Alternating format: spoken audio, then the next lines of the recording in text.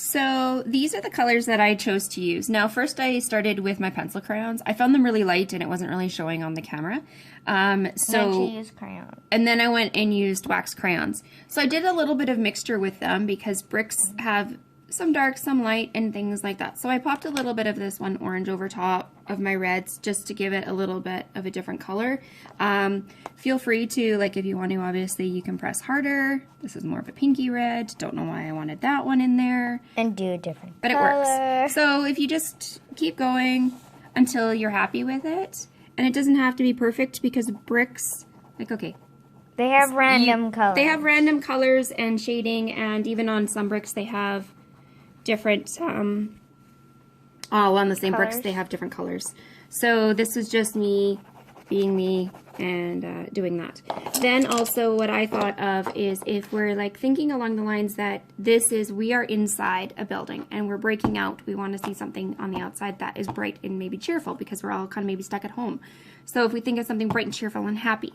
So I did the inside of the bricks lighter because I'm thinking like if you're looking outside, your sunlight or whatever, the happiness is coming through. So this actually is light coming instead of having these being dark for shading. I'm just envisioning the light coming out.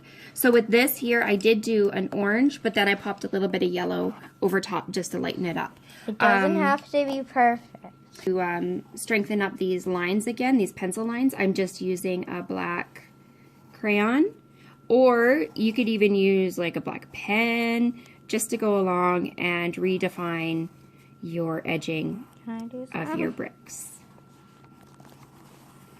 You can. Okay. Outlining. So that is the end of my brick teaching.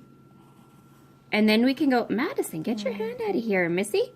So that is how I did my bricks. And then, yeah, we'll be back and we'll work on a picture to put in the middle. Okay, so this is my finished bricks. Madison outlined a lot of this for me. Again, we went through, and actually even after I took a pause, I went over and I just kept going over my bricks with various colors of shades of red and orange just because I really wanted to make it pop. Actually, I'm very happy with how this turned out. So a lot of drawing things are done in what they consider thirds. So I'm not going to draw my horizon in the middle going half blue sky, half green grass. Third, I want my grass to be down here. So I'm going to have my green grass, and I'm going to have my blue sky if that's what I choose to color my sky. So, and by the way, you can draw whatever you want. 100%. This is just me saying I want to see something bright and cheery outside. So I don't want just straight grass. I mean, I can, but let's add some hills in the horizon. So I'm going to come here, and I'll go down like this, and then I'll have another one. We could do a sun peeking around the corner here, and some clouds. Now when I do clouds, you could do the swoopy clouds. But I like to do a line at the bottom. Madison likes to do it. Everyone does their clouds differently. And I also put some shading in. Right, we're going to play with the color shading just to show us some of the stuff. So I like to draw, if you haven't noticed, I mean, you can see some of my writing I erased, but I like to draw really lightly, and it's more of just a tickling the page. The reason I do that is because then I can erase it really easy. So my cloud, I want it to come over here, and then the bottom a little bit bigger. I'm going to add just another little happy cloud, kind of peeking behind that guy there. Got some clouds. Now I want to add some trees and greenery. I'm going to actually add a bigger tree up here, so he's going to be a close tree. So you can draw your tree any way you want. This is how I draw trees. I'm going to come up, and this is my branch.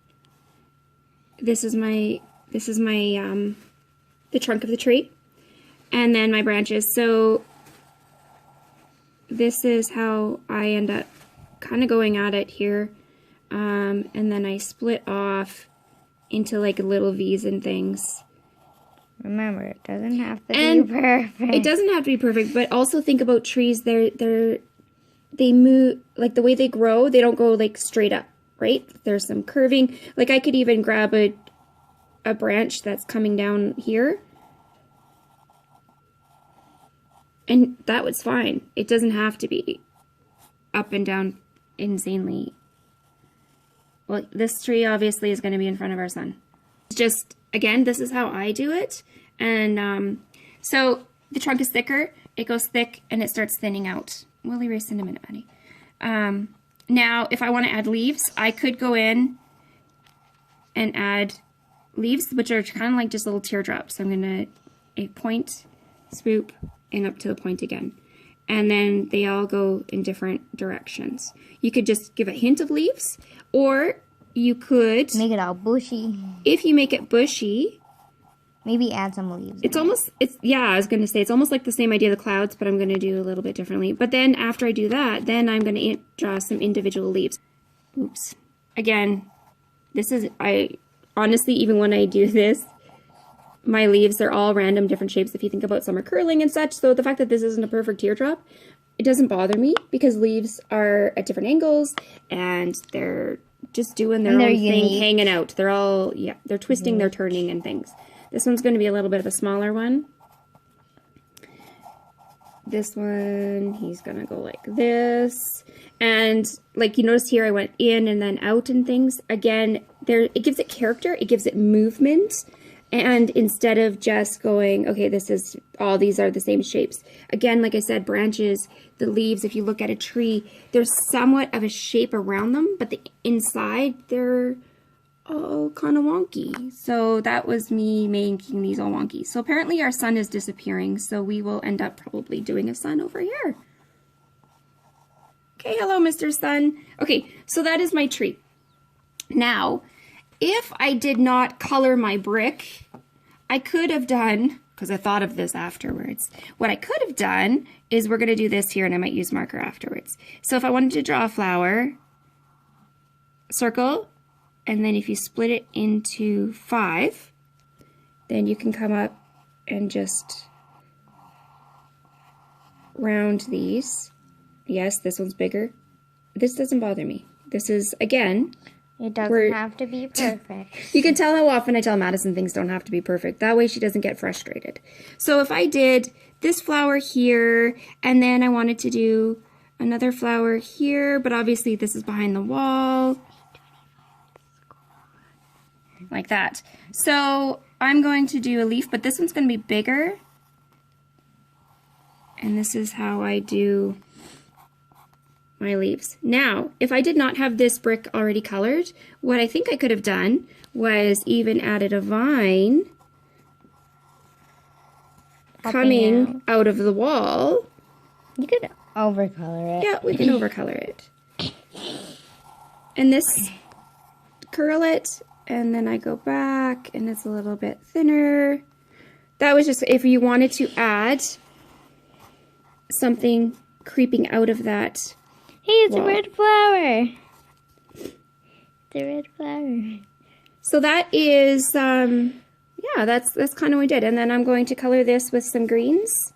I might actually change this angle here. I find he might be. So now, because I have this hill coming here over top in front of this one, I actually feel like I want another one coming here like that. So this could be hills, mountains. Another thing is when you do mountains, which really, I remember, like, obviously mountains, we always think up and down like triangle. However, but they're kind of flat at the top. But they're all different shapes, so they're a little bit more rigid.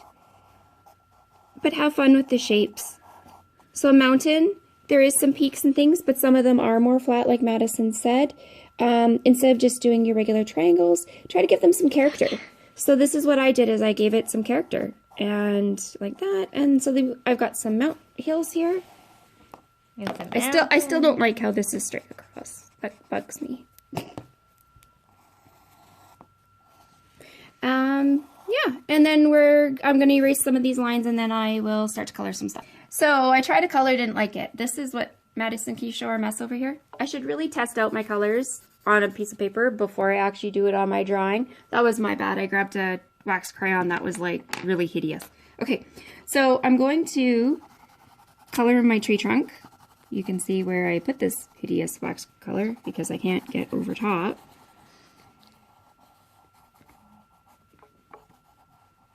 So again, I'm using the slide of my pencil crayon when I color.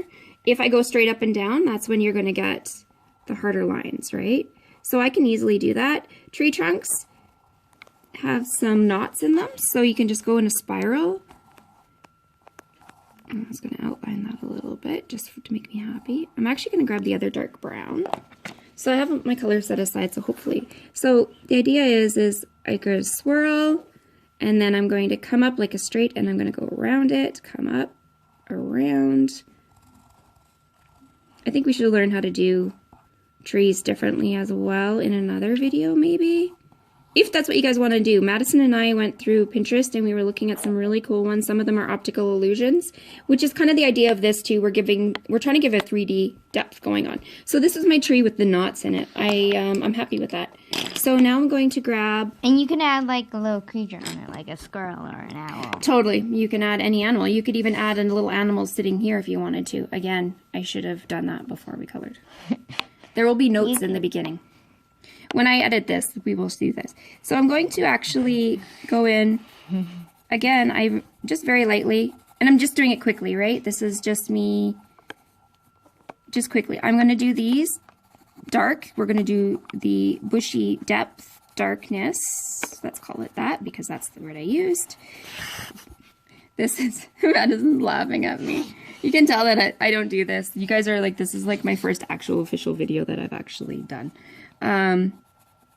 We're going to do that with the dark. Then I'm going to take a light and... A bit? No. Get timed out again? Okay. So, because clouds have not just the outside is curved like this, there's some on the inside too. So I'm just adding a little bit of those lines in there as well. It's kind of hard. I should have like done this before I did the background color so you could see it a little bit more here. So I might actually make this darker so you can actually see what I'm talking about a little bit better.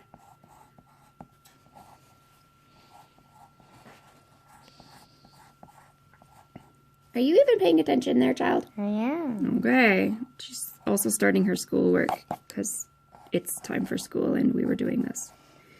So that is my clouds. Okay, so here. I'll take this from you. Now my mountains, I'm going to do some gray. Some gray.